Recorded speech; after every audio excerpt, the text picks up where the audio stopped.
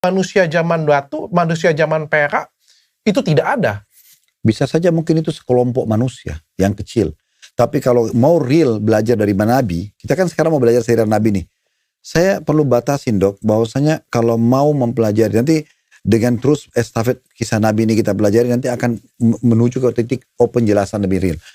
Saya pribadi juga mengambil poin dari situ, bahwasanya memang awal kisah manusia memang harus dari manusia pertama, Nabi Adam. Dan Nabi Adam sudah diciptakan Allah sempurna, mengetahui segala sesuatunya, dan kemudian dia menjadi pemimpin di muka bumi. Nah, gitu. Sehingga pemimpin di muka bumi artinya dia akan lebih canggih dan lebih baju daripada jin yang sudah ada.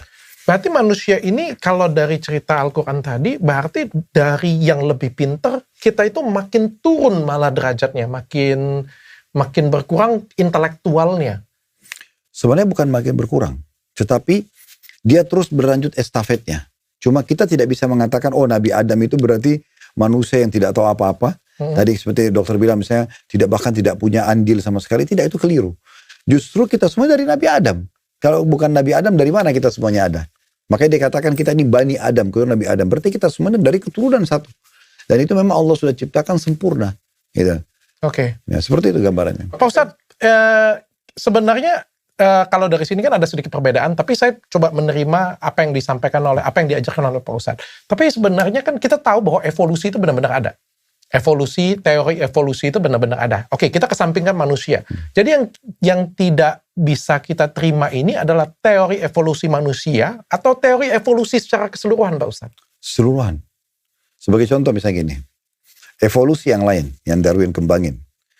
Hewan-hewan yang burung misalnya, dari hewan air. Di buku dia digambarkan tuh, bagaimana ikan itu keluar, terus muncul sayapnya, terus bisa terbang. Sebagai contoh, misalnya, dia selalu ilustrasikan. Ada satu yang menarik di bukunya Darwin, dia bilang begini, saya terus muak di saat saya melihat burung merak yang menghadang jalanku, karena aku tidak tahu dari mana asalnya. Apa maksudnya perkataan ini? Satu waktu, Darwin itu keluar, ingin belajar, mengajar murid-muridnya, dan dia selalu benda yang dia lihat atau makhluk yang dia lihat, dia coba ilustrasikan supaya ada membenarkan teori evolusi itu. Maka terjadi adalah dia lagi jalan terus ada burung merak lewat di depan dia, kemudian mengepakkan ekornya. Kan kita tahu indah sekali ya. Itu saja, enggak buat apa-apa, enggak diserang, enggak apa. Lalu pergi. Darwin pada saat itu berpikir terus, dari mana hewan ini? Karena evolusi itu harus ada sebelumnya. Baru muncul hewan ini. Dia terus mencari tahu dan dia tidak temukan. Di bukunya sampai dia wafat masih ada membahasakan, mengatakan bahwasanya saya terus muak mengingat burung merak yang menghadang jalan saya karena saya tidak tahu dari mana asalnya. Terbukti juga, saya pernah lihat dokumenter sebuah fakta ilmiah. Nanti insya Allah mudah-mudahan tidak ada halangan.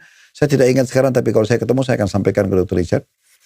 Jadi pernah pendukung teori evolusi ini mendatangkan satu tengkorak. Yang dianggap itu tengkorak manusia. Dan itu mirip sekali sama muka kera. Mirip sekali. Mungkin rahangnya lebih maju gitu kan. Dan itu dipercaya sekitar 100 tahun. Setelah 100 tahun, didatangkanlah dengan berkembangnya teknologi lebih canggih, terbukti itu ternyata itu adalah rekayasa. Dan itu betul-betul menghantam wajah para pendukung teori evolusi itu. Oke. Itu nanti akan saya datangkan dokumenternya. Jadi Islam tidak sepakat dengan evolusi ya? Iya. Karena bukan memang hanya evolusi manusia, tapi evolusi secara keseluruhan. Ya, karena gini juga. Salah satu fakta ilmiah yang sekarang para ilmuwan muslim temukan,